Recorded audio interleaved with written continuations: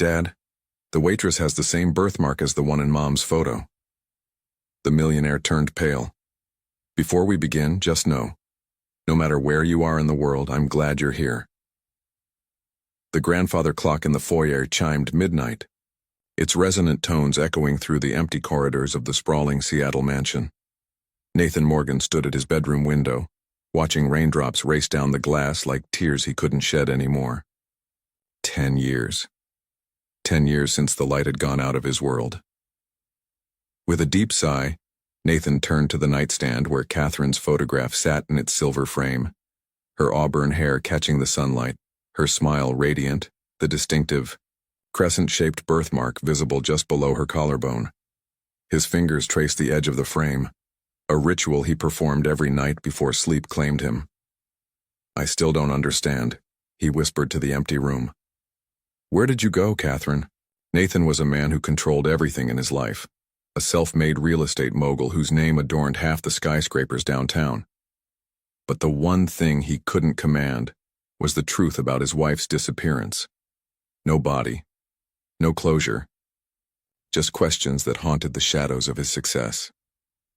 Down the hall, 16-year-old Caleb Morgan sat cross-legged on his bed, surrounded by old photo albums. Tomorrow marked the anniversary of his mother's disappearance, and each year, he felt her memory slipping further away. He was only 6 when she vanished, old enough to feel the wound, too young to preserve the details. "Dad?" Caleb called, hearing footsteps in the hallway. Nathan appeared in the doorway, the lines on his face deeper in the dim light. "You should be asleep." "I'm trying to remember her laugh," Caleb said, his voice cracking slightly. "I can picture her face, but I can't hear her voice anymore." Nathan crossed the room and sat beside his son, placing a hand on his shoulder. She had a laugh that filled the room. When she found something truly funny, she'd throw her head back and you couldn't help but laugh with her. Caleb nodded, trying to incorporate this detail into the fading portrait in his mind. "Will you postpone your meetings tomorrow, like you always do?" "Already done," Nathan confirmed.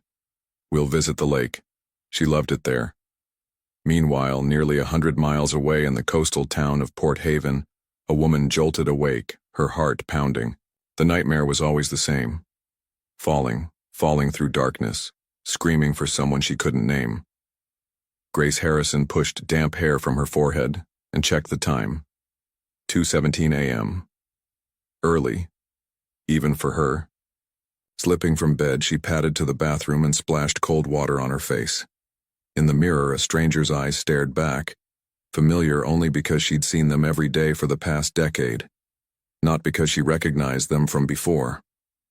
Her fingers instinctively rose to touch the crescent-shaped birthmark below her collarbone, a nervous habit when anxiety took hold. The blank space where 30 years of memories should exist yawned within her like an abyss.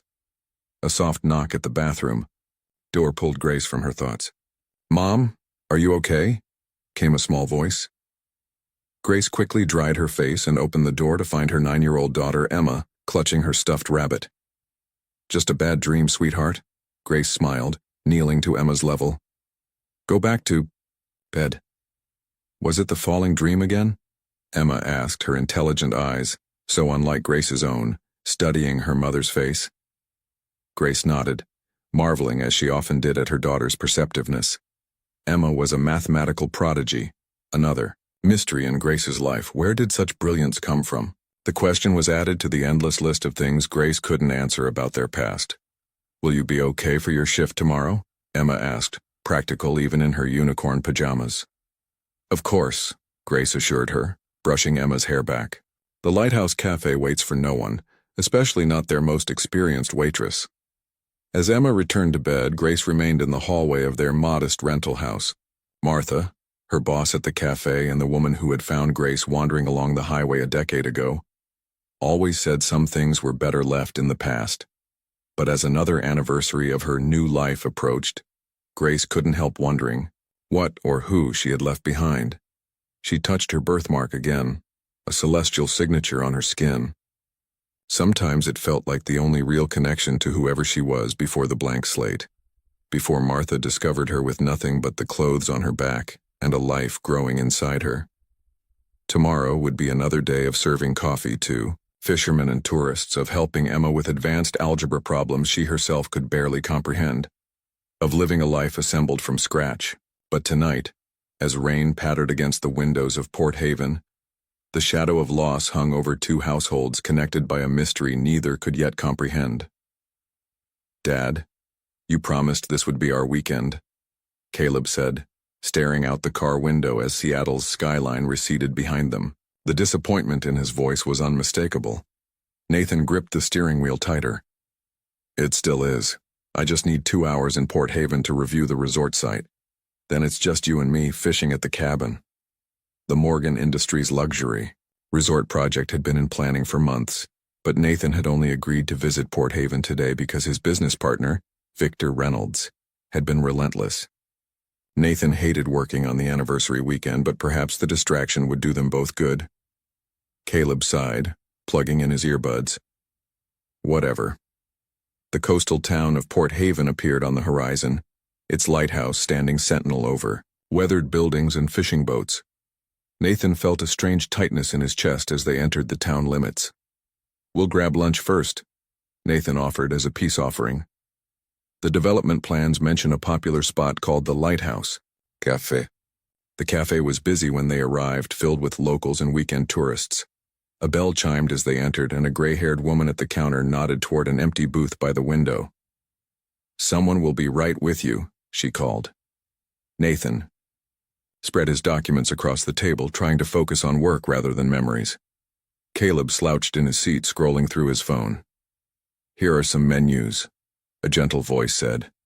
"Our special today is clam chowder with—" Caleb glanced up and froze, his eyes widening.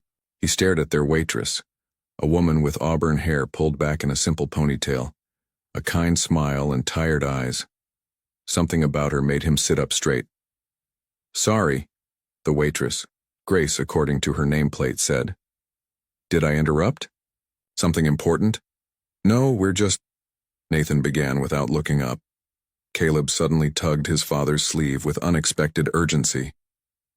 "Dad," he whispered, his voice trembling. "Dad, look. The waitress has the same birthmark as Mom, the one in the photo you keep by your bed." Nathan's head snapped up, his eyes meeting Grace's. The document in his hand fluttered to the floor. The crescent-shaped mark below her collarbone, partly visible where her uniform collar opened, was distinctive. But it was more than that. The tilt of her head, the shape of her eyes. Despite some differences and a scar near her temple that Catherine never had, the resemblance was impossible. The color drained from Nathan's face. "Sir? Are you okay?" Grace asked, taking a step back, uncomfortable under his intense stare. "I'm sorry," Nathan managed, his voice hoarse. "You just remind me of someone." Grace touched her birthmark instinctively, a gesture so familiar it made Nathan's heart stop. "I'll give you a minute with the menus," she said, retreating quickly to the kitchen. Behind the swinging door, Martha looked up from the grill. "What's wrong? You look like you've seen a ghost." "That man in the booth," Grace said, her hand still at her collarbone. "The way he looked at me." Martha peeked through the window in the door, her eyes narrowing. "Rich folks with fancy cars. Nothing but trouble," she muttered. "I'll handle their table." "No," Grace said, surprising herself. "It's fine, I just got a strange feeling, that's all." Back at the table, Nathan couldn't focus on his documents anymore. "Caleb, are you sure about what you saw?" "Dad, it's her mark. Mom's mark. And she looks like her, older, different hair, but it's her face." "That's not possible," Nathan whispered. But he couldn't stop watching Grace as she moved around the cafe. "Your mother disappeared 10 years ago." 10 years, Caleb repeated, his mind racing. "And where did she go after? What if—" "Don't," Nathan cut him off sharply. "Don't go there." But as Grace returned with water glasses, both Morgan men fell silent, studying her every movement, her every gesture, searching for the ghost of a woman they had lost. A woman who, against all reason, seemed to stand before them with no recognition in her eyes. Rain pounded against the windows of Nathan's Seattle home as he knelt before the cedar chest he hadn't opened in years. His hands trembled as he lifted the lid. Catherine's perfume, preserved somehow in the sealed wood, wafting up to greet him. "It's impossible," he whispered, yet couldn't stop himself from rifling through the neatly preserved memories. There, a beach photo from their honeymoon. Catherine laughing, her head thrown back, the distinctive crescent birthmark clearly visible. Nathan placed it beside 3 others he'd found, each showing the mark. It wasn't a coincidence. That waitress, Grace, had the identical mark in the identical place. His phone buzzed. Diane, his fiancée of 6 months, was calling again. He sent it to voicemail. Instead, he dialed a number he'd deleted years ago but still knew by heart. "Ryan Spencer," answered a gruff voice. "It's Nathan Morgan." A long pause. "It's been what, 7 years? 8? I need your help." Nathan's voice broke. "I think I found her." Former Detective Ryan Spencer had been forced off Catherine's case under mysterious circumstances. The official story cited procedural misconduct, but Ryan had always maintained someone wanted the investigation buried. "I'll be there in 30, Ryan said without hesitation. Meanwhile, in his bedroom, Caleb hunched over his laptop, fingers flying, across the keyboard. As the son of a tech-savvy generation, he knew how to dig for information, but Grace Harrison yielded almost nothing before 10 years ago. No social media, no records, no digital footprint. It was as if she hadn't existed. "She appeared out of nowhere," he murmured, "right when Mom vanished." In Port Haven, Grace tucked Emma into bed, her mind still troubled by the encounter at the cafe. "Mom, where did I get my blue eyes from?" Emma asked suddenly. "Yours are brown." The question caught Grace off guard. These moments, when Emma wanted family history Grace couldn't provide, were the hardest. "I don't know, sweetheart," she admitted. "Maybe your father. But you don't remember him?"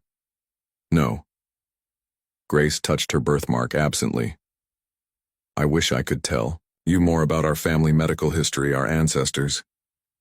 "It's okay." Emma squeezed her hand. "Martha says some mysteries aren't meant to be solved." After Emma fell asleep, Grace found herself staring at old newspapers in the local library's digital archives. Those men at the cafe had triggered something, a feeling she couldn't shake. Walking home in the moonlight, Grace made a decision. She knocked on Martha's cottage door, determined to get answers. "Grace?" "It's late," Martha said, tightening her robe. "The birthmark," Grace said without preamble. "You've never mentioned it, but you must have noticed it when you found me. It's distinctive. Someone might recognize it. Someone might be looking for me." Martha's face hardened. "Some things are better left forgotten. That's not your decision to make." Grace's voice rose uncharacteristically. "I have a right to know who I am." Martha sighed, suddenly looking every one of her 70 years. "Come in. There's something I should have told you years ago." Back in Seattle, Ryan examined the cafe photos Nathan had taken surreptitiously. "The resemblance is striking," Ryan admitted. "But Catherine would be 10 years older now. People change." "Look at the birthmark," Nathan insisted. "That can't be coincidence." Ryan's expression grew serious. "I'll look into Grace Harrison, but Nathan—" He hesitated. "If this is Catherine, there's a bigger question. Why hasn't she come home?" Across town, Victor Reynolds frowned at his phone screen, a text from the Port Haven project manager. Morgan was at the Lighthouse Cafe today, seemed disturbed by something, left without reviewing the site. Victor dialed quickly. "Diane, we need to talk about Nathan. I think we have a situation that needs controlling." In Port Haven, Martha's hands shook as she poured tea. "I knew who you were the moment I found you on that road," she finally said. "Bleeding, pregnant, with no memory. I recognized you because I had worked for a wealthy family in Seattle until just months before." "Then why didn't you—" "Because," Martha cut in, her voice suddenly fierce, I was protecting you from powerful people who wanted you dead.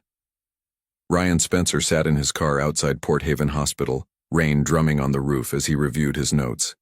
20 years as a detective had taught him to trust his instincts, and right now, they were screaming. The hospital administrator had been reluctant at first, but Ryan's former badge still carried weight. The records were clear. 10 years ago, a Jane Doe arrived with severe head trauma, pregnant and suffering from complete amnesia. The timing aligned perfectly with Catherine's disappearance. His phone buzzed. A text from his contact in Seattle. Martha Sullivan worked as Morgan's housekeeper until fired for alleged theft, months before Catherine vanished. Terminated by Victor Reynolds, not Nathan. Ryan's eyes narrowed. This was no coincidence. Inside Martha's cottage, Grace sat stunned as her world tilted on its axis. The family you worked for was at the Morgans. That man today, he recognized me. Martha nodded grimly. Nathan Morgan. I was their housekeeper for 7 years. And his wife disappeared, Grace whispered, connecting the dots. The woman in the birthmark photo you showed me. You think I'm her? I don't think I know, Martha said firmly. Catherine Morgan vanished the same night I found you half dead on that coastal road. But why hide me? Why not take me to the hospital? In Seattle? To my family? Martha's hands trembled. Because Victor Reynolds tried to kill you and I couldn't let him finish the job. In Seattle, Nathan paced his study as Caleb shared his findings. Dad, there's literally no trace of Grace Harrison. Before 10 years ago. No school records, no previous employment, nothing. Nathan ran his hand through his hair. Ryan found something at Port Haven Hospital. A Jane Doe with amnesia arrived the night Mom disappeared. And get this, she was pregnant. Caleb's eyes widened. Emma is 9. That fits perfectly. And there's more. Martha Sullivan, Grace's boss at the cafe, was our housekeeper until Victor fired her. For stealing, right? That silver serving set? Nathan frowned. That's what Victor claimed, but Catherine never believed it. She always said Martha was honest to a fault. The doorbell rang, interrupting them. Diane stood on the doorstep, elegant in a designer dress. You missed our dinner, she said. Victor and I were worried. Sorry, Nathan said automatically. A project came up. Diane's eyes narrowed. The Port Haven resort? Victor mentioned you've been unusually interested in it lately. Just doing my due diligence. Of course. Her smile didn't reach her eyes. Victor wanted me to remind you about the merger paperwork. He needs your signature by Friday. After she left, Caleb looked at his father gravely. Dad, do you trust Victor? Really trust him? Nathan stared at the door. I used to. Now I'm not sure. In Port Haven, Grace sat alone on her porch swing. Martha's, revelations echoing in her mind. Could she really be Catherine Morgan? A wealthy lawyer with a husband and son?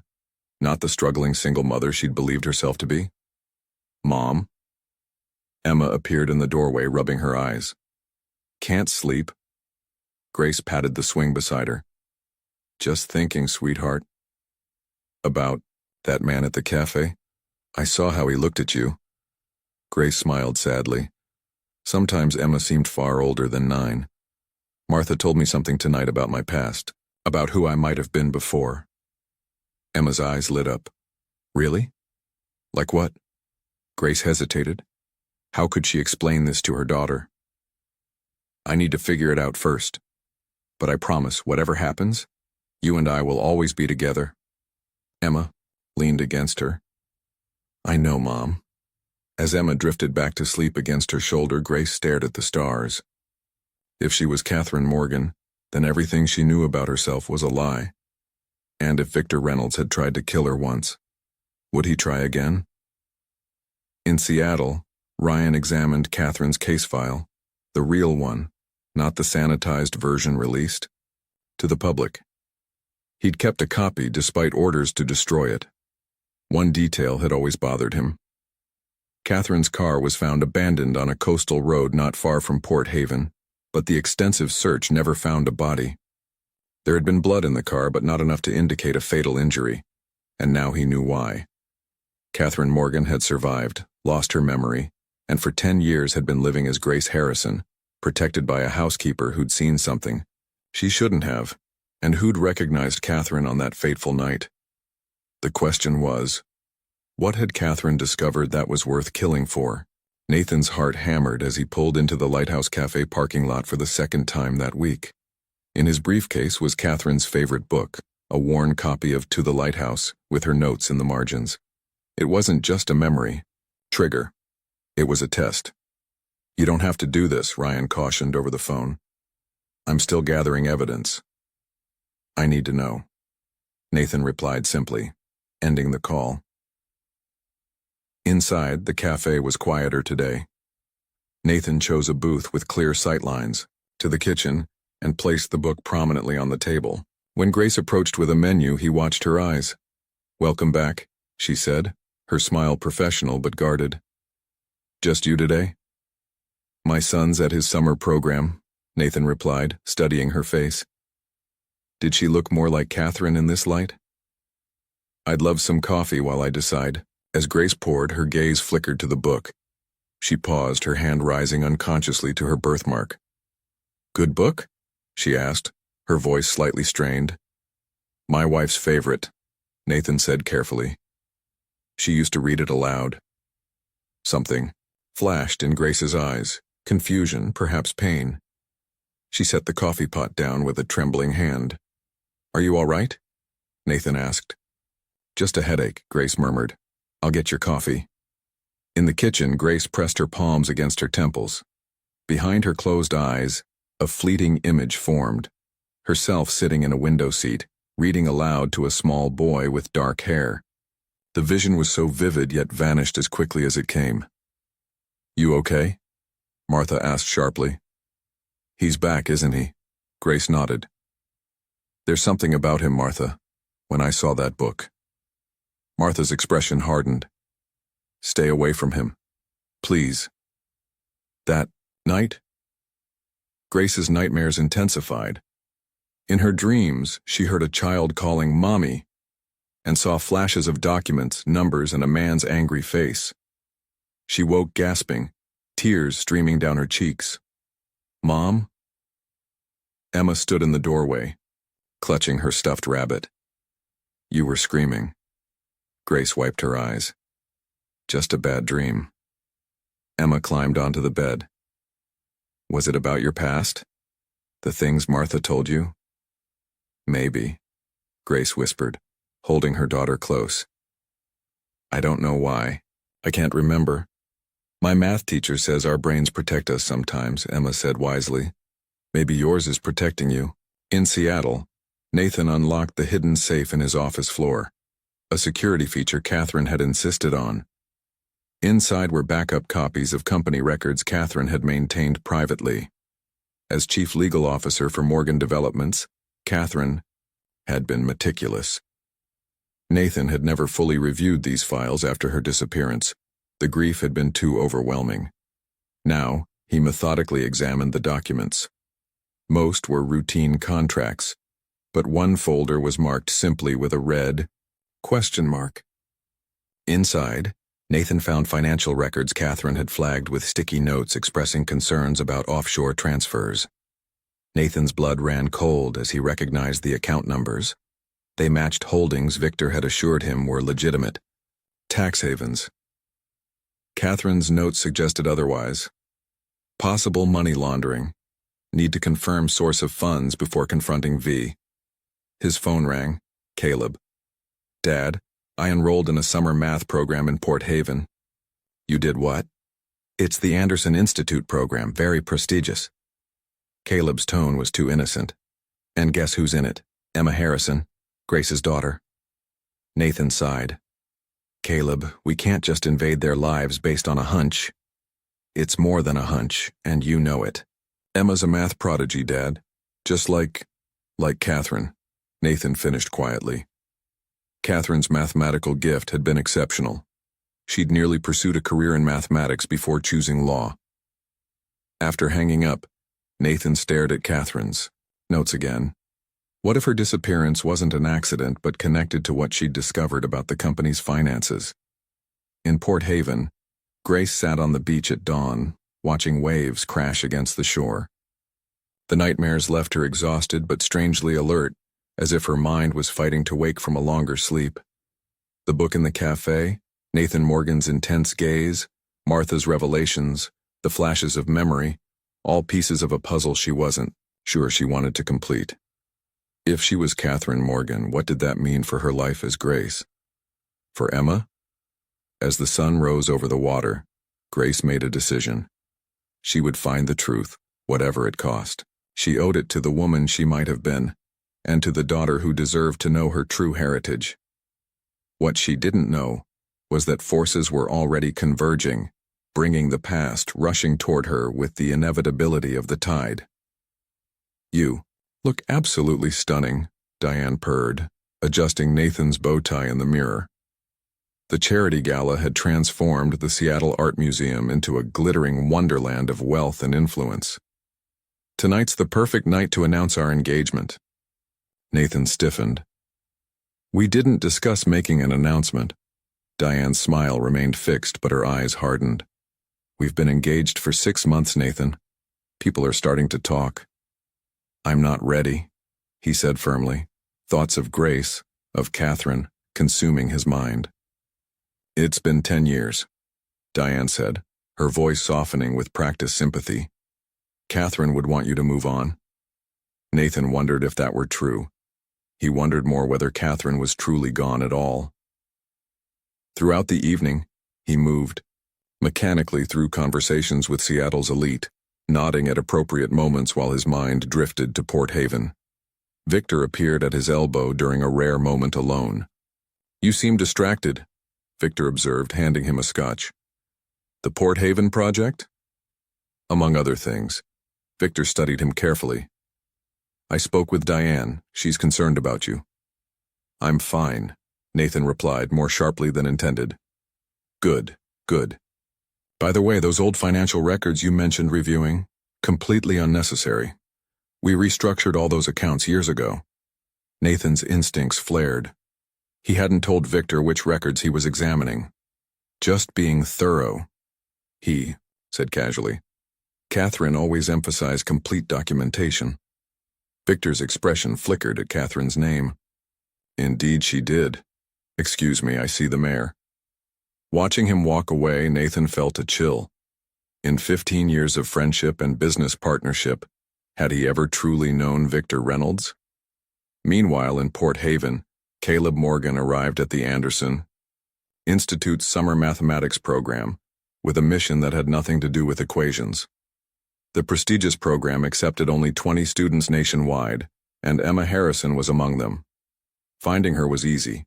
She was the youngest person in the classroom, a small girl with serious eyes working through advanced calculus while teens around her struggled with simpler problems. "Is this seat taken?" Caleb asked, gesturing to the desk beside hers. Emma glanced up, assessing him with surprising intensity for a 9-year-old. "It's available. You're new." "Caleb," he introduced himself, deliberately omitting his last name. "Just arrived yesterday." "Emma Harrison," she replied. "Are you here for the full 6 weeks?" "That's the plan." He pulled out his material, stealing glances at her profile. The shape of her nose, the curve of her eyebrow, there was something distinctly Morgan about her features. His father's skepticism aside, Caleb felt increasingly certain Emma was his half-sister. During lunch, he carefully steered their conversation toward family. "My dad and I moved around a lot," he lied smoothly. "What about you? Lived here long?" "All my life," Emma said, unwrapping her sandwich. "Well, all that I remember anyway. I was born right after my mom came to Port Haven." "Both your parents live here?" Emma's expression clouded. "Just my mom. I don't have a dad. Or I do, somewhere, but Mom doesn't remember him." Caleb nearly choked on his water. "Doesn't remember?" "Mom has amnesia," Emma explained matter-of-factly. "She doesn't remember anything from before 10 years ago. Martha, she's kind of like my grandma. Found Mom on the road after an accident. Mom was already pregnant with me." Caleb's heart pounded. This was better than he'd hoped. That must be hard. Emma shrugged with forced nonchalance. Sometimes I catch her staring at her reflection like she's looking for someone else in the mirror. She thinks I don't notice, but I do. Over the next few days, Caleb and Emma formed an unexpected friendship. Despite their age difference, Emma's intelligence made her appear in the classroom, and Caleb found himself genuinely enjoying her company. He learned that Emma shared his love of chess, a game Catherine had taught him before she disappeared. Emma even played with the same unusual opening strategy Catherine had favored. "Where did you learn to play like that?" he asked after she'd nearly defeated him. "Taught myself from books," Emma said proudly. "Mom's terrible at chess." One afternoon, as they walked from the institute to the Lighthouse Cafe where Grace was working, Caleb gathered his courage. "Emma, has your mom ever tried to find out who she was before? Get her memory back?" The girl's face grew serious. "She's tried different doctors, but nothing works. Martha always said it was better not to dig up the past. But lately," she hesitated. "Lately, Mom's been having nightmares and headaches. She says she sees flashes of things but can't hold on to them." As they approached the cafe, Caleb saw his father's car in the parking lot. He hadn't told Nathan he'd be here today. Through the window, he watched his father and Grace in conversation, an unmistakable tension between them. When Grace turned to serve another table, Caleb saw his father's expression, a mixture of hope and heartbreak that made his chest ache. Inside, Grace noticed Caleb immediately, her eyes widening as she took in his features that echoed Nathan's. "Mom, this is my friend Caleb from the program," Emma said cheerfully. "Nice to meet you, Caleb," Grace said, her voice steady despite her obvious recognition of his resemblance to Nathan. "Are you new to Port Haven?" "Just visiting," Caleb replied, studying her face for any sign she recognized him as more than Nathan's son. Later, as Nathan drove Caleb back to his summer housing, neither spoke until they reached the dormitory. "She has Mom's eyes," Caleb finally said. "And her laugh." Nathan gripped the steering wheel tighter. "I know. Emma told me Grace has been having flashes of memory lately." Nathan turned to his son, hope and fear warring in his expression. "We need to be careful, Caleb. If Grace is Catherine, and if Victor was involved in what happened to her, then we're putting her in danger again by stirring this up," Caleb finished, grimly. Neither said what they were both thinking. They might be putting Emma in danger too. Victor Reynolds' office offered a panoramic view of Seattle, but his attention was fixed on his computer screen. The surveillance report was troubling. Nathan had visited Port Haven 4 times in 2 weeks, and now Caleb was there too, enrolled in some mathematics program. Victor's intercom buzzed. "Mr. Morgan is here to see you." He closed the report and plastered on a smile as Nathan entered. "Nathan, I was just about to call you. The Port Haven Zoning Commission approved our proposal." "Good news," Nathan replied, settling into a chair. "But that's not why I'm here. I need to discuss the wedding." Victor raised an eyebrow. "Your wedding? I thought that was between you and my sister. Diane keeps pushing for a date. I need more time." "It's been 6 months since you proposed," Victor said carefully. "And 10 years since Catherine." He let the sentence hang. "That's just it." Nathan leaned forward. "I've been reviewing some of Catherine's old files." Victor's expression remained neutral, but his knuckles whitened around his pen. "Oh? What files?" "Financial records from before she disappeared. She had concerns about some offshore accounts." The silence stretched between them. Finally, Victor laughed lightly. "Catherine was always thorough, but those accounts were restructured years ago, as I mentioned at the gala." "Right," Nathan nodded. "Still, I'd like to go through everything properly. For closure." "Of course." Victor stood. Now about the wedding, Diane was thinking September. Nathan rose to leave. "Tell her I'll consider it." After Nathan departed, Victor immediately called Diane. "We need to accelerate our timeline. Nathan's digging into Catherine's files." In Port Haven, Ryan Spencer sat in his rental car across from the Lighthouse Cafe, watching through binoculars as Martha Sullivan left through the back door. He'd spent days piecing together the puzzle, and one conclusion was inescapable. Martha knew far more than she'd revealed. His contact in Seattle had discovered Martha was fired after she overheard an argument between Victor and Catherine. The official reason, theft of silver, had never resulted in charges. Ryan followed Martha to the grocery store, deliberately bumping into her in the produce section. "Excuse me," he apologized, helping her pick up dropped apples. "Ryan Spencer." Martha's eyes narrowed with recognition. "You're the detective who worked Catherine Morgan's case." "Former detective," Ryan corrected. "You have a good memory, Mrs. Sullivan. What do you want?" Martha's voice was cold. "Just answers. Like why Victor Reynolds fired you after you overheard his argument with Catherine." Martha paled. "I don't know what you're talking about." "I think you do," Ryan said quietly. "And I think you know exactly who Grace Harrison really is." At the Lighthouse Cafe, Grace wiped down tables, watching Emma and Caleb studying together in a corner booth. Their instant connection had been surprising and unsettling. The boy's resemblance to Nathan Morgan was striking, and Grace couldn't shake the feeling that she should know him. "Mom," Emma called, "can Caleb stay for dinner? He's showing me this cool math trick." Before Grace could answer, Nathan Morgan entered the cafe. Seeing his son with Emma, he froze momentarily before approaching their table. "Caleb, I didn't expect to find you here." "Dad, Emma and I were just studying." Grace observed the interaction, noting the mix of emotions on Nathan's face as he looked at Emma. There was a tenderness there, an almost paternal gaze that sent a shiver down Grace's spine. "Mr. Morgan," she said, stepping forward.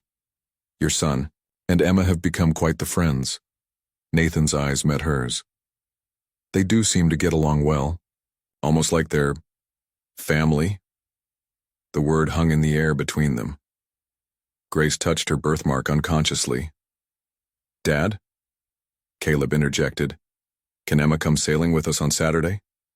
I told her about the boat." "It's up to her mother," Nathan replied, still holding Grace's gaze.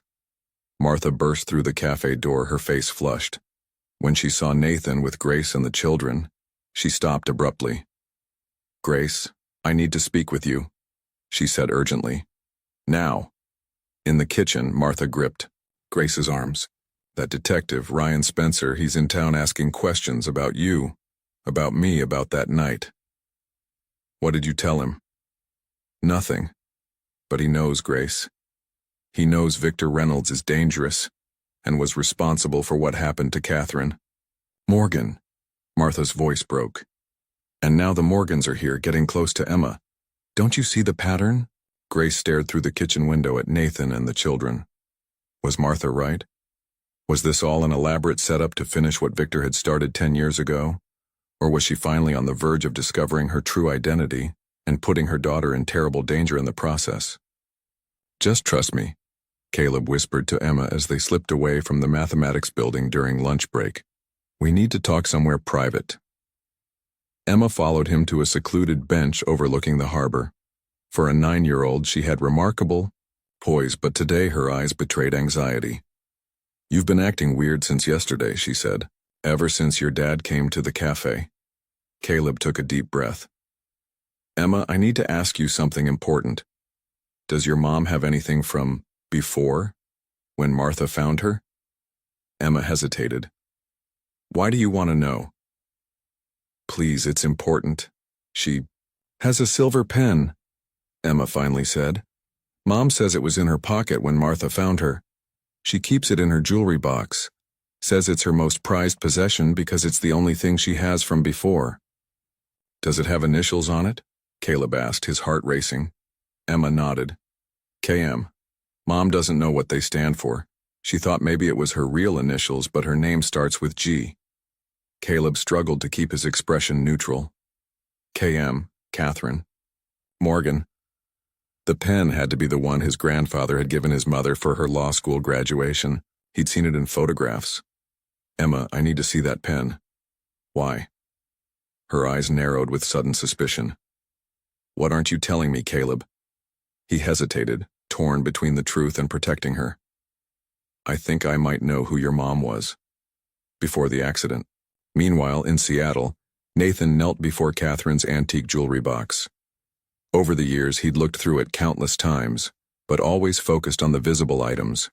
Her wedding ring, the pearl earrings he'd given her for their 5th anniversary, the locket with Caleb's baby picture. Today, something Ryan had mentioned nagged at him. Catherine had always been cautious, keeping backup copies of important documents. What if Nathan ran his fingers along the inside of the drawer, feeling for irregularities? Near the back, he felt a slight give in the wood. Pressing firmly, he heard a click as a false bottom released, revealing a hidden compartment. Inside lay a small leather-bound journal he'd never seen before. With trembling hands, Nathan opened it. Catherine's elegant handwriting filled the pages, dated entries, the last from the very day she disappeared. As he read, his blood ran cold. April 15th. Found discrepancies in the Cayman transfers. Amounts don't match official records. Need to investigate further. April 30th. Offshore accounts definitely being used for something unauthorized. Large sums moving through shell companies with no legitimate business purpose. Victor's fingerprints all over this. May 10th. Confirmed my suspicions. Victor using Morgan Developments to launder money for East Lake Casino investors. Amounts in millions. Confronted him today. He threatened me, said I don't understand what I'm dealing with. Taking evidence to Nathan tomorrow. May 11th. Doctor confirmed pregnancy today. 8 weeks along. Haven't told Nathan yet, wanted to be sure first. We'll tell him tomorrow after we deal with the Victor situation. A new baby. Caleb will be so excited. To be a big brother. The final entry dated May 12th, the day Catherine vanished, was incomplete.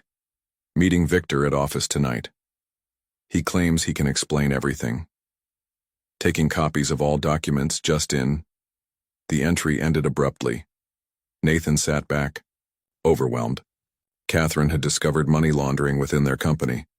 She'd confronted Victor, and she'd been pregnant with Emma when she disappeared. He immediately called Ryan. I found Catherine's journal. She discovered Victor was using the company to launder money. And Ryan, she was pregnant when she disappeared. 8 weeks. The timing matches perfectly with Emma's birth. This gives Victor clear motive, Ryan replied grimly. I'll start building a case. But Nathan, we need more than a journal to prove what happened to Catherine. Across town, Victor Reynolds studied the security footage from Nathan's house, footage from cameras Nathan didn't know existed. He watched as Nathan discovered the hidden compartment in the jewelry box. He found it, Victor said to Diane, who stood behind him. The journal. What exactly did Catherine write in it? Diane asked, her voice tight. Enough to destroy us both. Victor closed his laptop. Accelerate the wedding plans, and arrange for me to visit our Port Haven property tomorrow. It's time I met this Grace Harrison myself. In Port Haven, Emma led Caleb into her house after school. Mom's still at work. The pen is in her bedroom. In Grace's modest bedroom, Emma opened the small wooden jewelry box on the dresser. Nestled among a few simple pieces was an elegant silver pen. Caleb stared at it, recognition washing over him. That's it, he whispered, picking it up carefully. The engraving was unmistakable. Catherine Morgan, Juris Doctor, with pride, Mom, and Dad. You know what KM stands for, don't you? Emma demanded. Caleb nodded slowly. Catherine Morgan, my mother. Emma's face went pale. What are you saying? Your mom. Caleb struggled to find the words. I think she's my mom too. I think she's Catherine Morgan. Emma backed away. That's impossible. My mom is Grace Harrison. Think about it, Emma. Your mom appeared in Port Haven 10 years ago with amnesia, pregnant, with you. My mom disappeared 10 years ago. This pen belonged to her. He held it up. These are her initials, her law school graduation gift. Emma shook her head, tears forming. Why wouldn't she remember me? Remember you? The car accident, the head trauma Martha told you about. She lost her memory. But why didn't your dad find her? Why didn't anyone look here? They did look. Everywhere. But if someone tried to hurt her, tried to kill her, maybe Martha was protecting her by keeping her hidden. Emma sat on the edge of the bed, processing this impossible information. If you're right, that would make us brother and sister, Caleb finished. Half-siblings, technically. They sat in stunned silence until they heard the front door open. Emma, are you home? Grace called. Quickly, Caleb placed the pen back in the jewelry box, but not before Grace appeared in the doorway. What are you two doing in my bedroom? She asked, her gaze shifting between them and the open jewelry box. Emma burst into tears. Emma, what's wrong? Grace rushed to her daughter's side. Mom, who's Catherine Morgan? Emma asked through her tears. Grace froze, her hand instinctively rising to touch her birthmark. Where did you hear that name? Is it true? Emma demanded. Are you her? Is Caleb my brother? Grace looked at Caleb, who stood holding the silver pen. KM, he said quietly. Catherine Morgan, my mother. Grace took the pen from him with trembling hands, running her fingers over the engraving. For a moment, no one spoke. I don't know, she finally whispered. I honestly don't know who I am. But I'm starting to think Martha has been right all along. Someone wanted Catherine Morgan dead, and if I am her, then we're all in danger. Grace stared at the manila envelope that had been delivered to the cafe. No return address, just her name typed on the front. She'd found it propped against the back door when she arrived for her morning shift. You going to open that or just look at it all day? Martha asked, eyeing the envelope suspiciously. With hesitant fingers, Grace broke the seal. Inside were newspaper clippings, yellowed with age, about Catherine Morgan's disappearance. A photograph showed Catherine at a charity event, the crescent birthmark visible above her evening gown's neckline. Another showed the Morgans as a family, Nathan, Catherine, and a 6-year-old Caleb. Grace sank into a chair, her legs suddenly unable to support her. The resemblance was undeniable. Who sent this? Martha demanded, peering over Grace's shoulder. I don't know. Grace's voice was barely audible. But after yesterday with Caleb and Emma, Martha, I can't hide from this anymore. The confrontation with the children had shaken Grace to her core. After they'd shown her the silver pen, she'd sent Caleb home, promising they would talk soon. Emma had cried herself to sleep, confused and frightened by the possibility that everything she knew about her family might be a lie. It's that detective, isn't it? Martha's face hardened. Ryan Spencer. He's stirring all this up. Or helping me find the truth, Grace countered. Martha, look at these photos, the birthmark, the resemblance, even that small scar on her hand is exactly where mine is. Martha sat heavily. I always knew this day might come. You said you recognized me when you found me. Why didn't you ever tell me who I really was? Martha's eyes filled with tears. Because I was there the night Victor Reynolds threatened to kill Catherine if she exposed him. I overheard them arguing in his office. When I was cleaning late, that's why he fired me. Claimed I stole silver to discredit me if I ever said anything. Grace felt the blood drain from her face. And then when you found me, bloodied by the roadside car wrecked down the embankment, I recognized you immediately as Catherine Morgan. I thought you were dead at first. Martha's voice broke.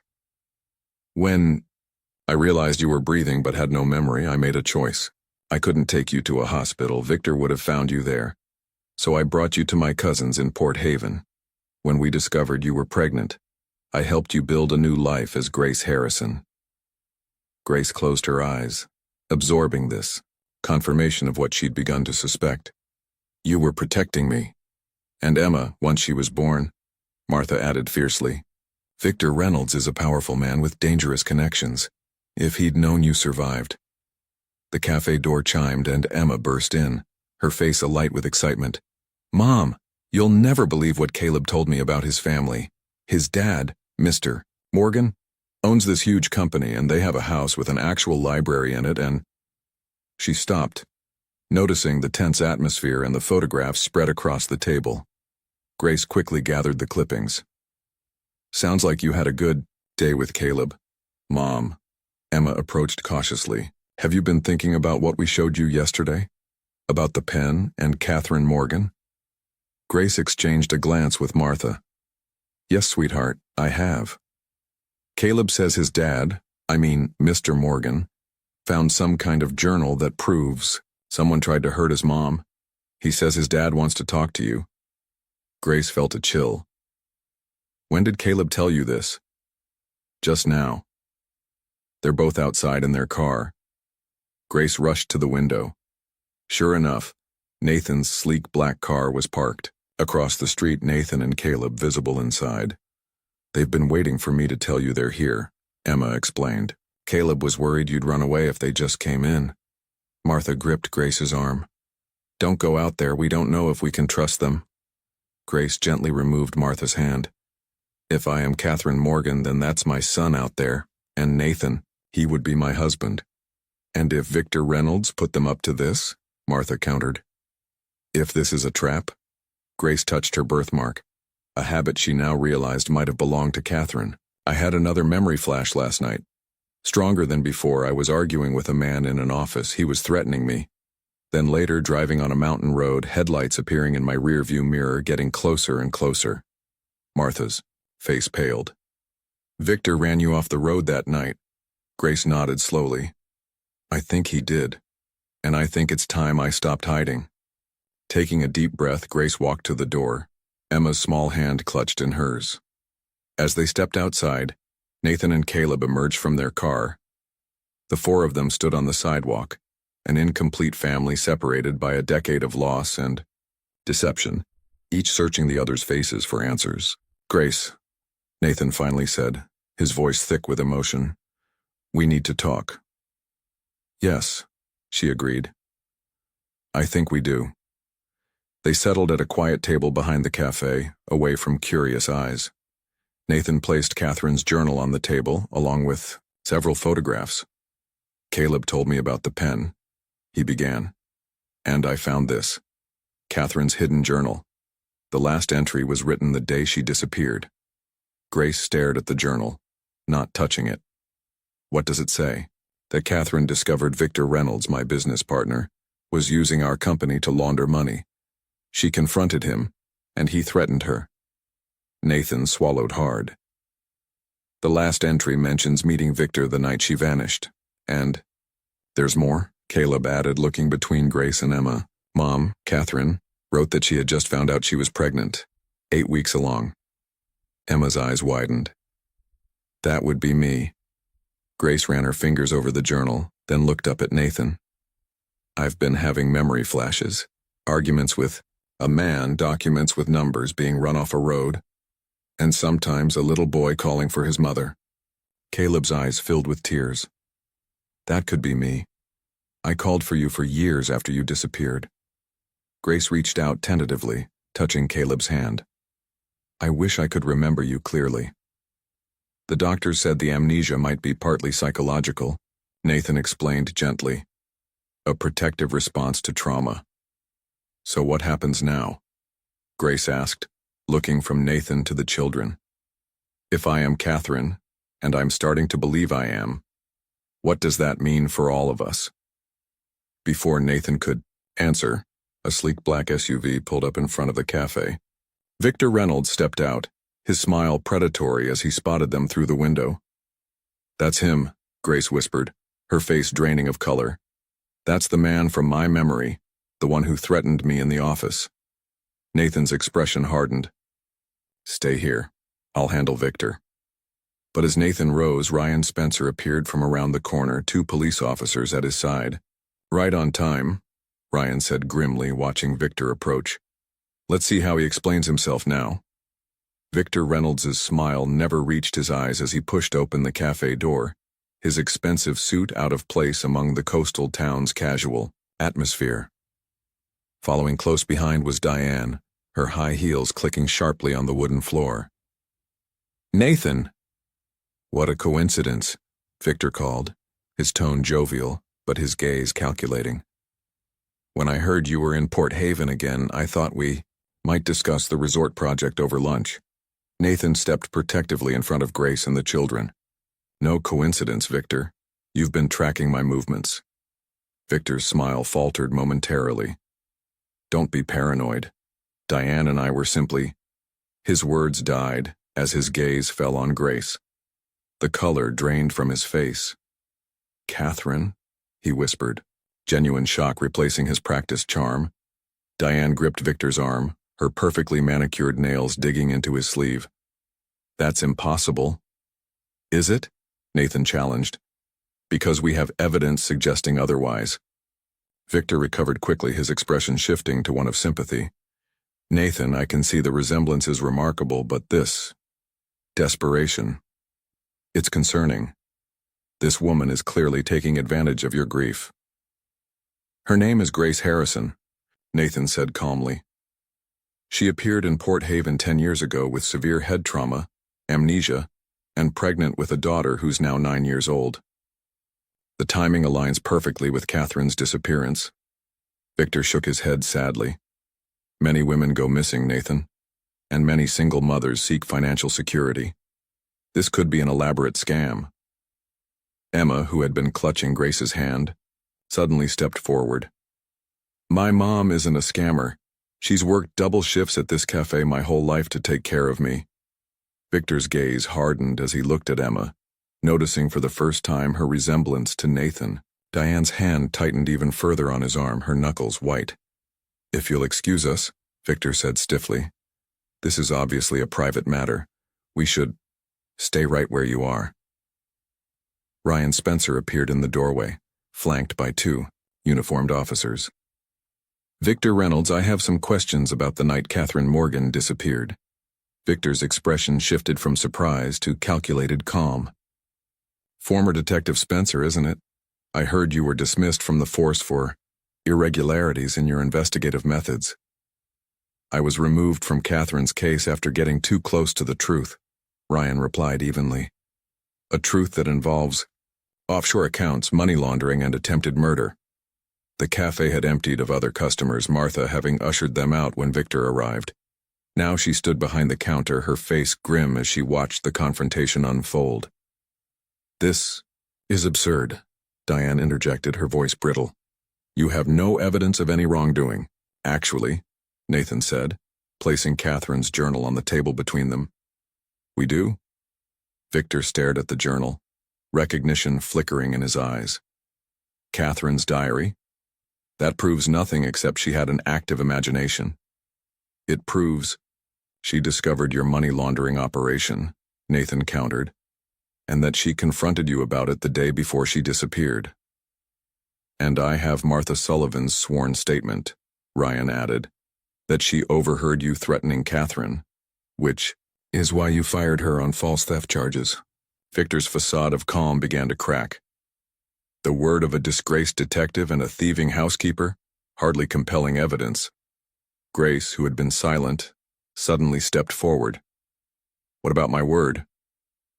All eyes turned to her as she faced Victor directly. "I don't remember everything," she said quietly. "But I remember enough. I remember you in your office, telling me that if I went to Nathan with what I'd found, I wouldn't live to see the consequences." "You can't possibly," Victor began. "I remember the documents," Grace continued, her voice growing stronger. "Cayman transfers, shell companies, East Lake casino investors." Victor flinched at the specific details. Details only Catherine would know. "And I remember driving on that coastal road," Grace's voice trembled now, "checking my rearview mirror, and seeing headlights gaining on me faster and faster. A black SUV just like the one you arrived in today." Diane suddenly pulled away from Victor. "You told me it was an accident," she hissed. "You said she lost control of her car." "Diane, don't," Victor warned. "You promised me she just went off the road on her own." Diane's composure shattered. Completely. You never said you chased her down. The officers moved closer as Victor's expression darkened. Catherine was going to destroy everything we'd built. The offshore accounts, the connections to Eastlake, she would have exposed it all. I couldn't let that happen. So you tried to kill her. Nathan's voice was deadly quiet. My wife, the mother of my son, who was pregnant with our daughter. Victor's eyes darted to the exits, calculating his escape. You can't prove any of this. It's the word of an amnesiac and a jealous sister. Martha stepped forward. No, it's the word of someone who saw Catherine's car in your garage the morning after she disappeared. I was collecting my things after being fired when I saw you transferring items from her car to yours. There was blood on the passenger door. Ryan nodded to the officers who moved to flank Victor. We'll add tampering with evidence and obstruction of justice to the charges. Victor lunged suddenly, grabbing Emma and pulling her against him. Back off, all of you. Let her go. Grace's scream was primal as she reached for her daughter. Victor, don't do this, Nathan pleaded, seeing the wild desperation in his former friend's eyes.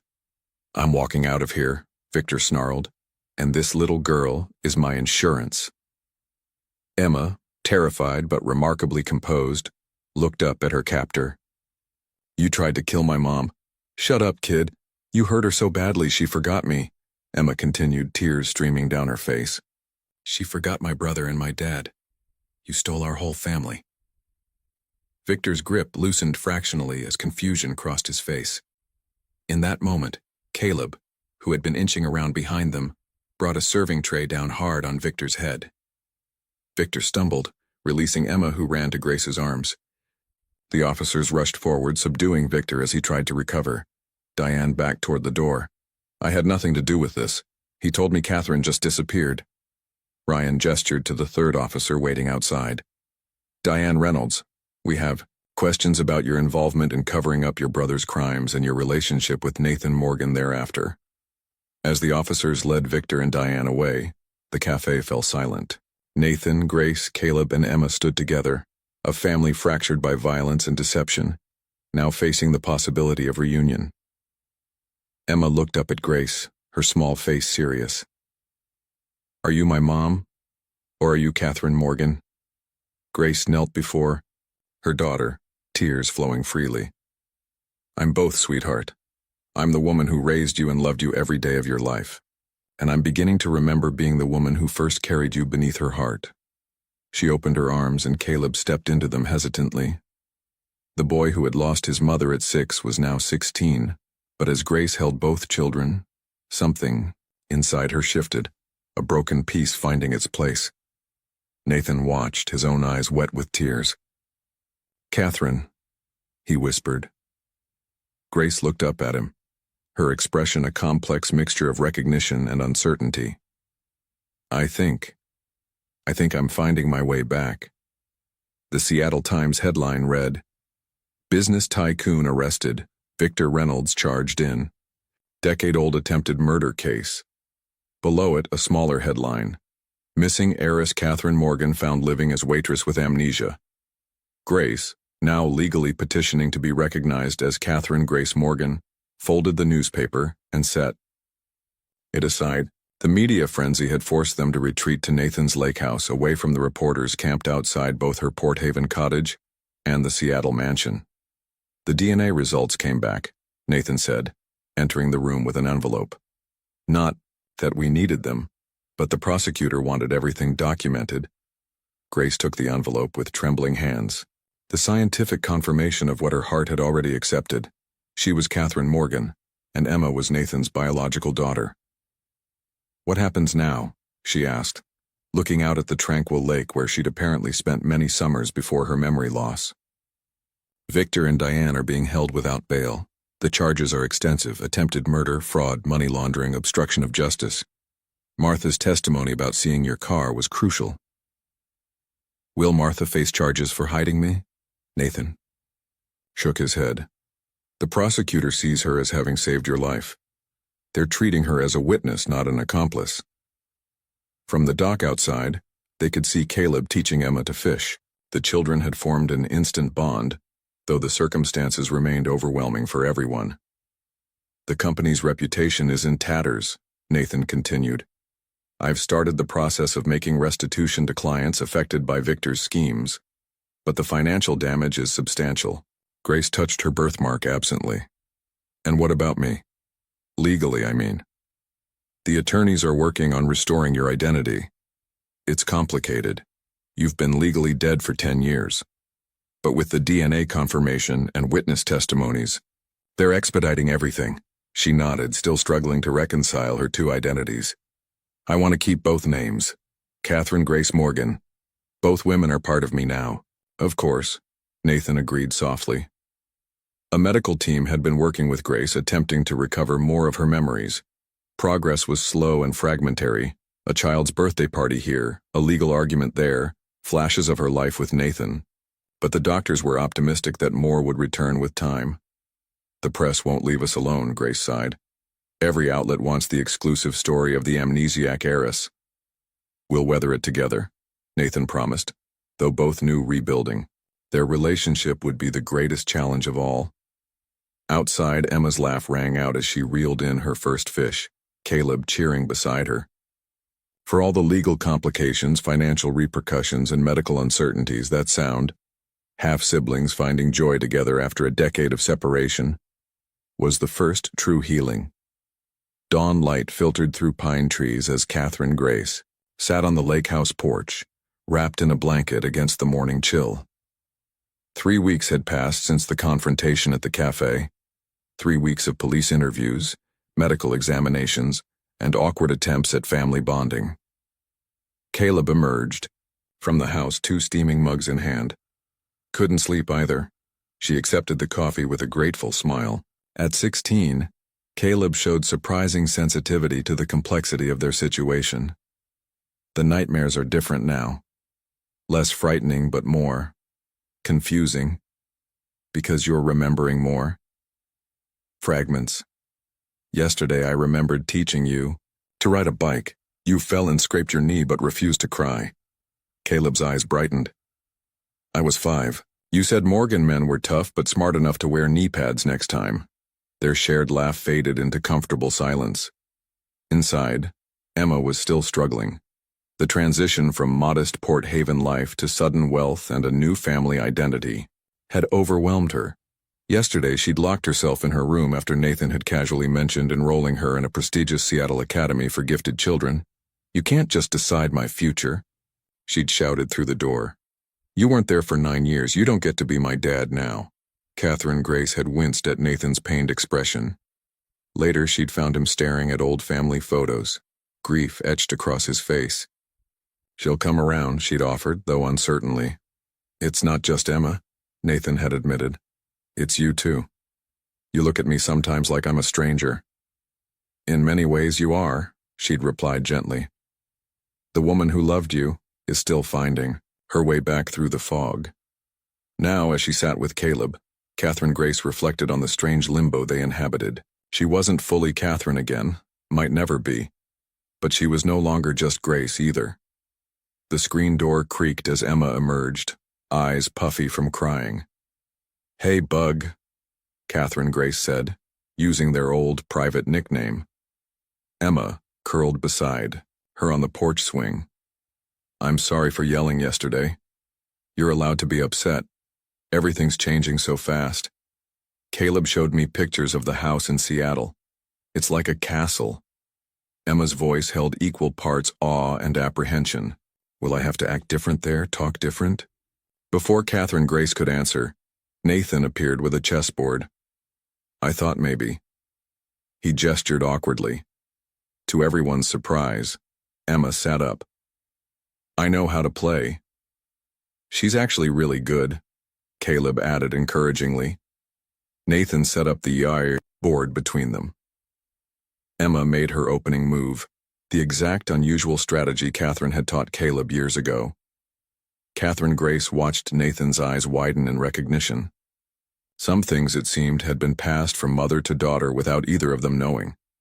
As Emma and Nathan concentrated on their game, Caleb leaned toward his mother. Do you think we'll ever feel like a normal family? Catherine Grace watched the sunrise reflecting on the lake where she'd once been happy. where she was trying to be happy again. Not normal, she said finally, but maybe someday, whole. Catherine Grace's phone lit up with urgent messages as she returned from her therapy session. Nathan had called 6 times, and Ryan Spencer twice. "Turn on the news," Nathan said when she called back, his voice tight. The television screen filled with a reporter standing outside the courthouse. Shocking allegations that Catherine Morgan faked her amnesia as part of an elaborate scheme to defraud her husband's company. Sources close to the investigation provided evidence suggesting Morgan conspired with former housekeeper Martha Sullivan to disappear and establish a new identity. Catherine Grace sank onto the couch, her hand at her throat. "This is Victor. His attorneys released a statement claiming you staged the whole thing," Nathan confirmed grimly. "They've manipulated evidence to suggest you and Martha planned this together. That's absurd. What about my medical records? The head trauma? They're claiming it was self-inflicted, just enough to create plausible deniability." The doorbell rang incessantly as reporters swarmed the property. Catherine Grace pulled the curtains closed, her sanctuary violated once again. Ryan arrived an hour later, slipping through the media throng. "Victor's desperate," he explained. "His trial date is set, the evidence is overwhelming, so he's trying to muddy the waters. But people are believing it," Catherine Grace said, scrolling through vicious social media comments. "They're calling me a gold digger who abandoned her child." Worse news followed. Victor had somehow accessed Catherine Grace's recent medical records, discovering information she herself hadn't fully processed yet. "Catherine Grace Morgan pregnant again, sources confirm," blared the afternoon headline. "Is timing suspicious as custody and inheritance battles loom?" Nathan stared at the headline, then at Catherine Grace. "You're pregnant?" She nodded, tears welling. "I just found out yesterday. I was going to tell you tonight. The doctor called with the results after my physical. Nathan struggled for words. "How did Victor even get this information?" "He still has connections," Ryan said grimly. "Hospital staff, probably." The children arrived home from their afternoon with Martha to find their parents in shocked silence. Caleb immediately grasped the situation, protectively steering Emma away from the news coverage. Later that night, after the children had gone to bed, Catherine Grace found Nathan on the dock, staring at the still water. "I'm sorry you found out that way," she said softly. "It's not your fault." He didn't turn. "Are you okay with this? A baby, with everything else going on?" She sat beside him, their reflections rippling together in the water. "I don't know, I'm terrified. But also, this pregnancy, unlike with Emma, I'll remember. We'll experience it together, the way it should be." She hesitated. "If that's what you want." Nathan took her hand, his touch still new yet somehow familiar. "What I want is for you to choose freely without pressure. Catherine or Catherine Grace, whoever you decide to be, I just want you to be happy." For the first time since their reunion, Catherine Grace leaned her head on his shoulder, and together they watched the moon ripple across the lake, their future as uncertain and full of possibility as the shimmering water. The headlines had finally faded as Victor and Diane's trial began, public interest in the Morgan family giving way to the sensational courtroom drama. For Catherine Grace, it meant a chance to breathe, to focus on the internal journey rather than external pressures. "I want to do something," she announced at breakfast, 3 months after their world had been upended. "A ceremony of sorts." "What kind of ceremony?" Emma asked, her relationship with her mother having stabilized even as she continued adjusting to Nathan's presence in their lives. "A ceremony about my birthmark." Catherine Grace touched the crescent shape below her collarbone. "About reconnecting my 2 lives." That weekend they gathered at Martha's cottage, the place where Grace Harrison had first awakened to her new life. Martha had decorated the small garden with fairy lights and lanterns, creating a magical space in the twilight. "Thank you all for coming," Catherine Grace began, standing before her family in a simple white dress that left her birthmark visible. When I lived as Catherine, I bore this mark proudly. As Grace, I touched it instinctively when anxious, never knowing why it felt significant. Emma and Caleb sat side by side on a garden bench, their initial awkwardness as half-siblings having evolved into a protective bond. Nathan stood slightly apart, still careful not to presume too much. This mark connects my two lives, the only physical thing that remained constant when everything else was taken. Catherine Grace's voice trembled, slightly. Today I want to acknowledge both women I've been, and the family that spans those identities. She turned to Emma, removing a delicate silver necklace with a crescent pendant from a velvet box. For Emma, who has been my heart and compass for 9 years, this represents the resilience that survives even when memories don't. She fastened it around her daughter's neck, kissing her forehead as Emma blinked back tears. Next, she presented Caleb with the silver pen that had first connected her past and present. For the son who never stopped looking for his mother, who found me when I couldn't find myself. Caleb accepted it with surprising composure, though his hands shook slightly. I'll use it to write our story someday. Finally, Catherine Grace turned to Nathan. For 10 years you kept faith when there seemed no reason to hope. You protected our son and preserved my memory. She hesitated. I still don't remember everything about us, but I offer forgiveness for what neither of us could prevent and openness to what we might become. Nathan stepped forward, holding out a small box. Inside was Catherine's wedding ring, modified to include a small crescent symbol alongside the original diamond. May I? He asked softly. Catherine Grace extended her hand, allowing him to slip the ring onto her finger, not as a restoration of what was, but as an acknowledgement of what might be. As the sky darkened and the lights twinkled around them, Martha served hot chocolate in the cottage where she had once sheltered a broken woman with no memory. Now they sat together, not yet fully healed but no longer fractured, a family being reborn under the same crescent moon reflected in Catherine Grace's birthmark. 1 year later, the coastal road where Martha had found a broken, pregnant Catherine seemed transformed. Wildflowers dotted the grassy slope where a car had once careened off the edge, and sunlight glinted off the calm sea below, nature showing no memory of the tragedy that had unfolded there. Catherine Grace stood at the roadside, overlook, one hand resting on her expanded belly, the other holding a paper lantern. Behind her, Nathan supervised as Caleb and Emma prepared their own lanterns, their laughter carrying on the breeze. A year of healing, a year of reconstruction, a year of becoming a family. The trial had ended 6 months earlier, with Victor receiving a 25-year sentence for attempted murder, fraud, and money laundering. Diane had taken a plea deal, testifying against her brother in exchange for a reduced sentence.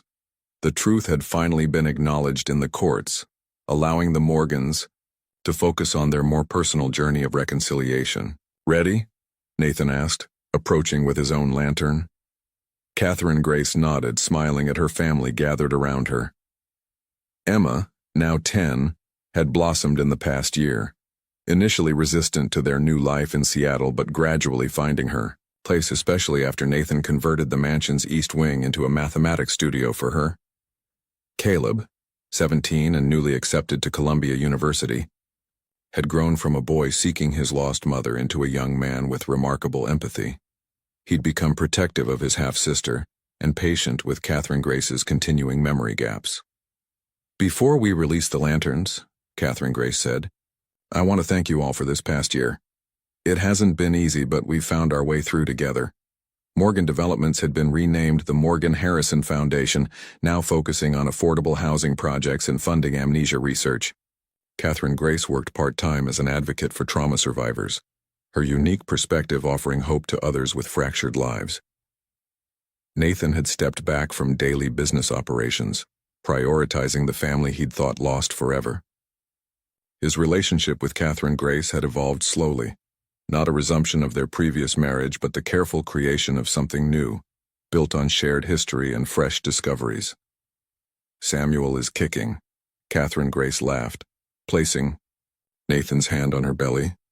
The baby, a boy they'd named after Martha's late husband who had helped rescue Catherine Grace that fateful night, represented their fresh start. Martha joined them at the overlook, moving more slowly now, but her eyes bright with satisfaction. Perfect spot for the ceremony, she nodded approvingly. It feels right, Catherine Grace agreed. Ending where Grace began, but with my whole family present. Emma touched her crescent necklace, a habit she'd developed over the past year. It's like two stories becoming one. At Catherine Grace's signal, they lit their lanterns. As the warm glow illuminated their faces, she spoke softly. These lanterns represent letting go of trauma, of separation, of the past that divided us, but also honoring both Catherine and Grace as integral parts of who I am now. One by one, they released their lanterns into the darkening sky. First Caleb, then Emma, Martha, and Nathan. Finally, Catherine Grace let go of hers, watching as it joined the others, rising together yet maintaining their individual paths. They're like us, Emma observed, separate but connected. The family stood in silence, watching the lanterns drift higher, glowing against the twilight. Catherine Grace felt the baby move again and smiled, realizing that for all the pain and loss, life had granted her a rare gift. 2 lives, both filled with love, now merged into one. As the final rays of sunset bathed them in golden light, Catherine Grace touched her birthmark one last time, no longer from anxiety but as an affirmation of her whole self. Below the overlook, the waves continued their eternal rhythm against the shore, constant yet ever-changing, like the family who stood together, under the same expansive sky, finally reunited.